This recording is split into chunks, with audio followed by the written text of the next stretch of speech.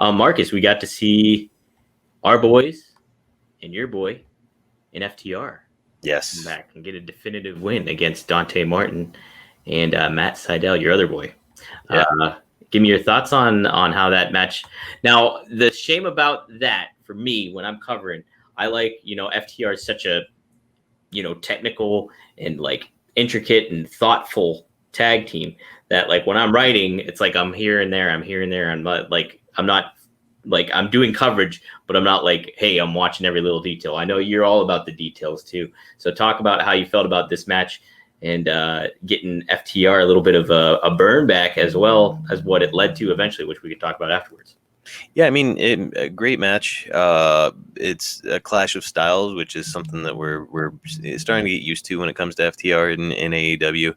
They've got a little bit more of the old school sort of vibe, and they're up against like two guys who are like these very shifty new style wrestlers. And I think that the interesting thing that FTR does there is that they'll kind of play. They'll let their opponent get their shit in, but then FTR is also not only getting their shit in, but then also kind of like matching what they're doing, especially Cash, where it's like he can do a lot of the fancy stuff himself, But no, I'm glad to see them back on track. They definitely needed a win. And I'm anxious to talk about the end of the program, or close to the end of the program, where they had a little thing with Sting and set up what's going on there in New York. Dom, let's address Caleb here, hey, guys. I think he's asking, will Jon Moxley come back to WWE? Absolutely not. Jon Moxley made it very clear that he was miserable the whole time he was in WWE. So I see zero chance of that.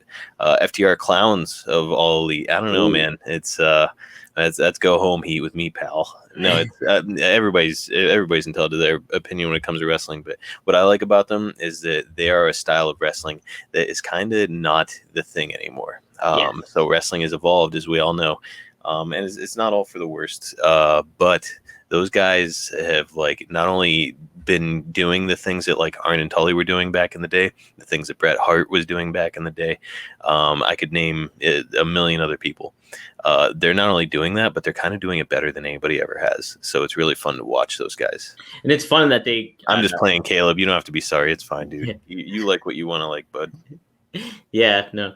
I think, it's neat to see because they are blending all these styles and like paying homage to a lot of these wrestlers that we either grew up watching or grew to learn about, and you mentioned it, Bret Hart and Arn and Tully and Bobby Eaton. Right. I mean, the list goes on and on. Yes. I just saw a video where it was side by side a match with Tully and Arn against like a couple enhancement talent. And then it was Dax and Cash against the Varsity Blondes. And they were doing it like, so it's the side by side videos, and Dax is doing the same thing that Tully's doing, which is he's got his hands behind his back and he's letting the guy like swing at him, and he keeps like ducking, but he goes back into his own corner and lets his partner tag him on the back while the guy's distracted, still swinging. Then Arn comes in, and in this case Cash comes in and like clotheslines him from behind while he's like still like thinking that he's the legal man. So it's just like, again, it's like chess when everybody else is playing checkers. These guys are really using their heads out there, and they're like kind of giving homages to the great times in wrestling past. Not to mention they were wearing their Bobby Eaton tribute gear as well. So which is tight. I mean, those guys are honestly handily probably better than, like, as a team, for sure the best tag team in the world, but Dax might be the best professional wrestler in the world. A male, I think Thunder Rosa is still the best wrestler in the world, but as a male, Dax might be the best worker on the face of the planet right now. Oh man, if we get them intergender tag titles going, Marcus, Thunder Rosa and Dax tagging on up, that would be something. That would be real something. Yeah, I got the Bobby Eaton shirt on right now. Hey, very nice. But no, and to that point too, it's like that's what's cool about FTR, and that's what's cool about how they go about their style is because and that's pro wrestling. So you look at it, they pull from those things. Nobody's going back. Like, very rarely are wrestlers. I mean, I'm sure wrestlers watch plenty of tape and all that stuff, but very rarely do have you seen like wrestlers do this stuff where they're pulling from the old times, and like it doesn't matter that you're taking from them. It's not only like, imitation is the highest form of flattery, but that's pro wrestling. Is like you're taking, look at how many people took gimmicks and different things like that. It just it doesn't matter. Yeah. No. So I would have never known that was a Tully Blanchard gimmick. Yeah.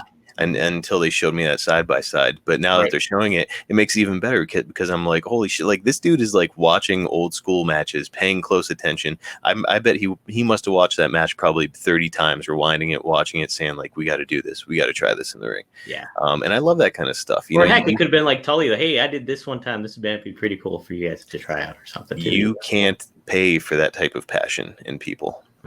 So it's incredible what these guys have it.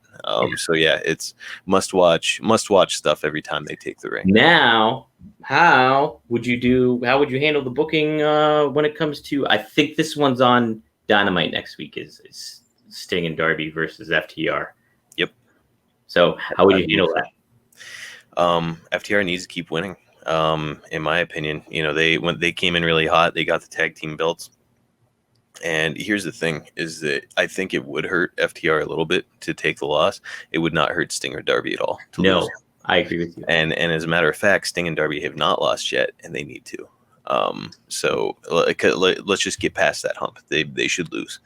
So yeah, I would like to see FTR go over in this match and kind of start staking their claim to be the tag team champions again, and take on the Lucha Brothers eventually down the road. Maybe at Full Gear or something like that.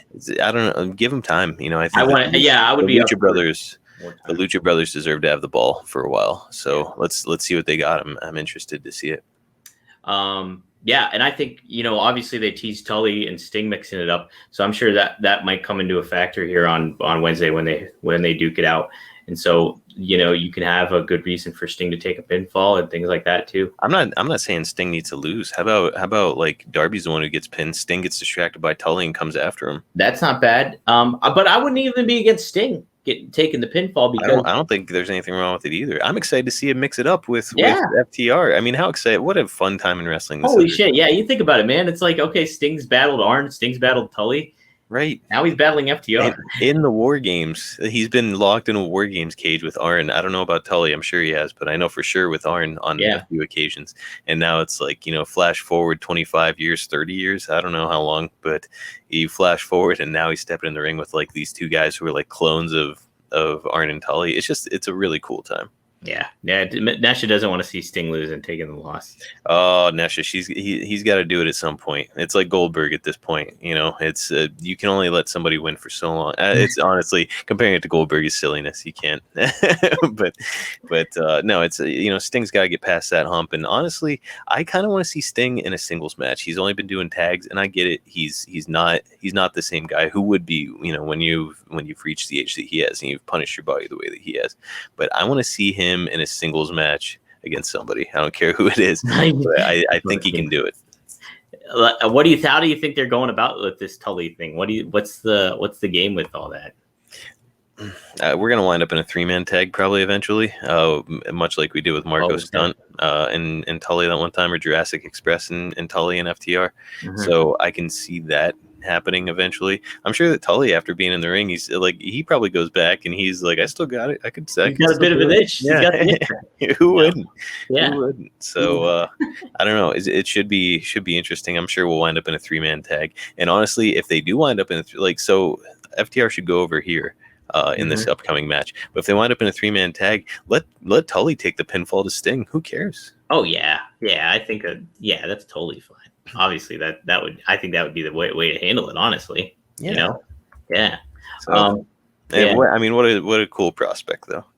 Yeah, no, it's very exciting. I like it's neat to have guys like Tully and Sting there, and I think also I want to what's going on with Jake.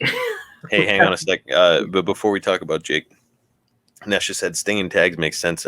He's limited because of his neck problems, etc. And I agree. And honestly, when he first came in, to AEW, I was like, I never want to see him take a bump. I don't want to see it. It makes me uncomfortable. And then at one point, like I think it was Kenny Omega had him set up for the V trigger, and I was like doing that thing where I'm like standing up on my couch. Where I'm like, no. I'm like, if all it takes is being off like a fraction of an inch, and you could maybe kill him. So I was like getting really uncomfortable, and of course he got out of the way of it or whatever. But then I saw Sting get powerbombed through a table and instantly leap back to his feet, which is great. Yes. So I think he could probably handle it. And I'm not saying he needs to be like, getting power bombed on the fucking apron or anything, but like I think that he could have like a good technical, rest hold old school match. Yeah, they could work some. I think they could work some too.